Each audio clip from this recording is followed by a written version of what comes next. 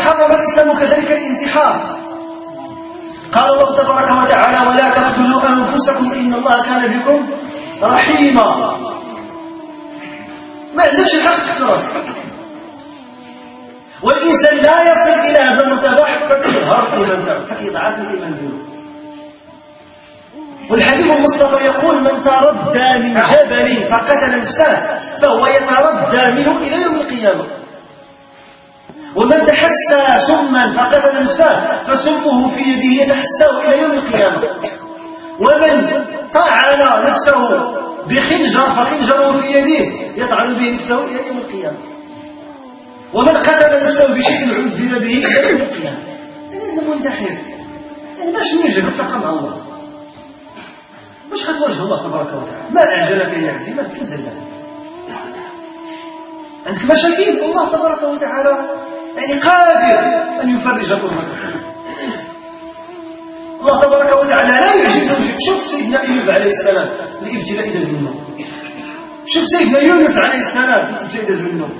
شوف الرسول صلى الله عليه وسلم أفضل الأمة، أفضل البشرية، ضرب وخرج الدم من بين أصابعه، وطرده الناس في الطائف وسلطوا عليه سفهاءهم وصبيانهم، ومع ذلك رفع يده إلى الله ونصره الله تبارك وتعالى. شوف بلال كيف كان يوضع على صدره الصخر في الصحراء وفي الحرارة وكان يقول أحد الأحد. وشوف خباب بن الأرض كيف كان شحم ظهره هو الذي يطفئ الجمر من تحته. يجيبوا الجمر وين يعسوا على الجمر يخرج ذاك الماء منه حتى كتطفى ذاك الجمر بالشحمة ديالو. فلما رأى عمر يعني ظهره قال: والله ما منا أحد أحق بالخلافة غيرك. وعثمان بن عفان كان يلف في حصير العرب عن النار. وشوف عمار بن ياسر قتلت أمه سمية وضربت بخنجر في فرجها أمامه، ومات أبوه ياسر أمامه. ألف لام ميم: حسب الناس أن يتركوا أن يقولوا آمنا وهم لا يفتنون. المؤمن يصبر ويحتسب. أما ضعيف الإيمان ديدنه هو الشكوى، وديدنه هو الخور والانتكاس وكذا. فتقريبا سيدي كيتشكى: لا الفتنة ما الفتنة، أنت هو الفتنة. تسعى أخرى لا بأس قتيلة. من نهار عرفنا كنت كنهضر على الفتنة ما ماشي حاجة أخرى زوينة. والإنسان ما تيقرأ القرآن ما تيذكر الله ما تيسد في الوقت ما صادق راه الفتنة هذه. كيف بغيتي أنت تذوق الإيمان؟ أنت غرق بالحرام وغرق بالهضرة الخايبة والغيبة والنميمة والضحك. كيف بغيتي راك مفتوس أصلا؟ راك أنت من تاكس. الإنسان اللي ما كيزيدش الدم من تاكس. السنوات تدوز أنت باقي بالوسط. العلاقة تاعك مع الله إلى ما ضعف تبقى هي. الحرص تاعك على الخير إلى ما ضعف تبقى هو. لا الإنسان كيزيد في الإيمان.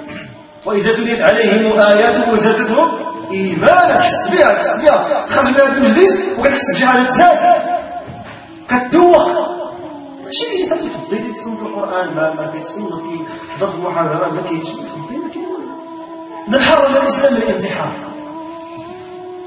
ومع الأسف هذه الظاهرة لم يكن المسلمون يعرفونها أبدا. وما كان يفعل هذا إلا المنافقون في زمن رسول الله صلى الله عليه وسلم. وبعض الناس الذين ابتلوا بالفلسفة وعلم الكلام ممن تقع لهم الحيرة والاضطراب في شخصيتهم. لكن مع الأسف تسمع الآن البنت عندها 13 عام تنتحر 13 سنة. قلت لك عندي المشاكل. هي المشاكل. وكلها أنا نهار تسمع 13 عام تنتحر.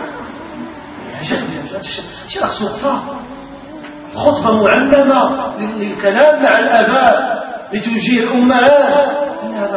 الأبناء تاعنا تخطفونا. الشبكة العنكبوتية، الأجهزة الإلكترونية، الشارع، الموحد، كلشي تيأثر. الانتحار شي حاجة كثيرة بزاف في الدائرة. شي كيبات بلاصتو في المدرسة، شي كيخدم كثير هادشي. السبب هو البعد عن الله تبارك وتعالى.